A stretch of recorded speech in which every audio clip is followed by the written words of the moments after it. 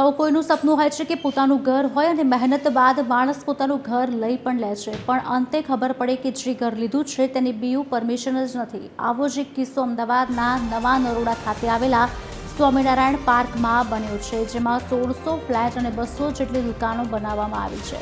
આ ફ્લેટ 16 વર્ષ પહેલા બનાવવામાં આવ્યું હતું। જ્યારે લોકોએ ફ્લેટ લીધો ત્યારે બિલ્ડિંગ દ્વારા જણાવવામાં આવ્યું હતું કે બીયુ પરમિશન મૂકી છે, ટૂંક સમયમાં પરમિશન આવી જશે।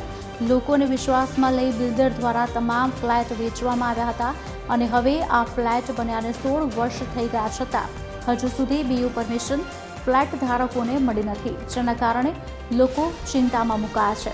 જેમાં એએમસીએ ફ્લેટની નીચે બનેલી દુકાનોને હાલ તો ખાલી કરવા નોટિસ આપી છે।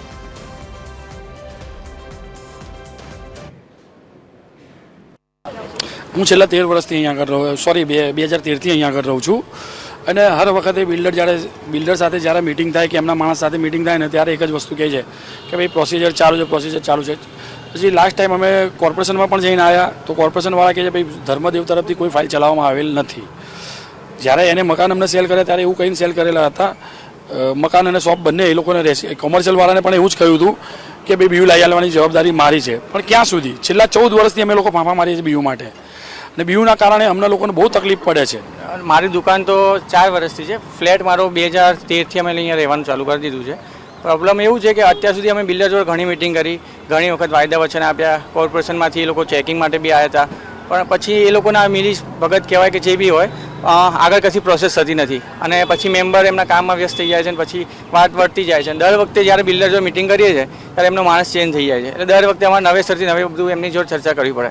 આજ સુધી બિલ્ડર ઉમંગભાઈ અમને સામે આવ્યા નથી, અત્યાર બી ઉમંગભાઈ અમને મળવા આવ્યા નથી। વાત તો મેં મકાન જ્યારે લીધું ત્યારે મને એવું હતું કે બીયુ પરમિશન અમને મળી જશે અને બધું થશે, એટલે જ્યારે મારે મકાન લેવાનું થયું ત્યારે કોઈ મને ગવર્મેન્ટ જે બેન્કો હતી એ લોન આપતી નથી, એટલે મારે પ્રાઇવેટ બેન્કોમાંથી મારે લોન લેવી પડી। આજે પ્રાઇવેટ બેન્કમાંથી હું અત્યારે 15,364 રૂપિયા હું હપ્તું ભરું છું દર મહિને। હવે હું રિટાયરમેન્ટ માણસ, બીયુ પરમિશન વગરનું મકાન તો મારે લોન કેવી રીતના ભરવી, શું કરવું અને અત્યારે નોટિસો આપે તો મારે જવું ક્યાં? नीलम राजपूत है।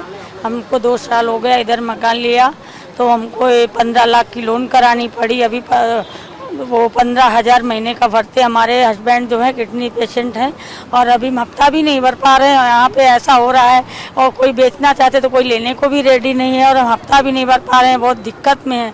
हमारे हस्बैंड के दोनों किडनी में इन्फेक्शन हुआ है, वो एडमिट है, इसलिए हम यहाँ पे आए। आज मुझे पता चला यहाँ आने के बाद कि यहाँ पे ऐसा चल रहा है, तो हम वहाँ किडनी एडमिट करे मकान बेचने के लिए आए, पर वहाँ कोई रेडी भी नहीं लेने, बोले ऐसा ऐसा यहाँ पे हुआ स्वामीनारायण पर में क्या बिल्डर भाग गया, ऐसा तो मुझे मालूम भी नहीं था। हम किराए के मकान में वहाँ रहते बापू नगर।